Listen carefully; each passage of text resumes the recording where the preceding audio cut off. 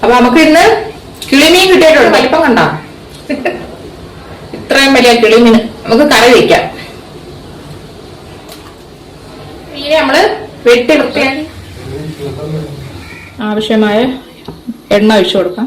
വെളിച്ചെണ്ണയാണ് ഒഴിച്ചു കൊടുക്കുന്നത്. കടുക് ഇട്ട് കൊടുക്കാം.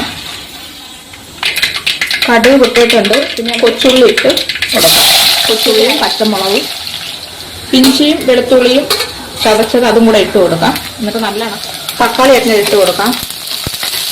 ആവശ്യത്തിനുള്ള അരപ്പിട്ട് കൊടുക്കാം. 1.5 ടേബിൾ സ്പൂൺ മുളക് പൊടി ഇട്ട് കൊടുക്കാം. ഇത് എരിവുള്ള മുളക് പൊടിയാണ്. മല്ലിപ്പൊടി 2 ടേബിൾ സ്പൂൺ മല്ലിപ്പൊടി ഇട്ട് കൊടുക്കുകയാണ്. മഞ്ഞൾപ്പൊടി.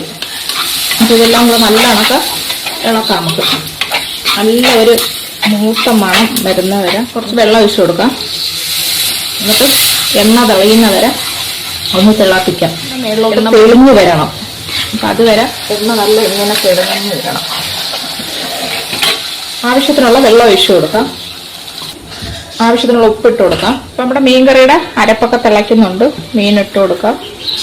നമ്മുടെ 2 വടക്കംപുളി അതും കൂടെ ഇട്ട് കൊടുക്കാം. കറി വെന്തിട്ടുണ്ട്.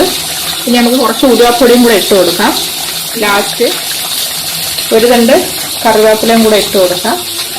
അപ്പം നമ്മുടെ കിളിമീൻ്റെ കറി തയ്യാറായിട്ടുണ്ട്. നല്ല അടിപൊളി ടേസ്റ്റാണ്. നമുക്കൊന്ന് വച്ച് നോക്കണം. നല്ല രുചിയാണ്. എല്ലാവർക്കും എൻ്റെ വീഡിയോ ഇഷ്ടപ്പെട്ടത് എല്ലാവരും എൻ്റെ ചാനലൊന്ന് സബ്സ്ക്രൈബ് ചെയ്യുക, ലൈക്ക് ചെയ്യുക, സപ്പോർട്ട് ചെയ്യുക.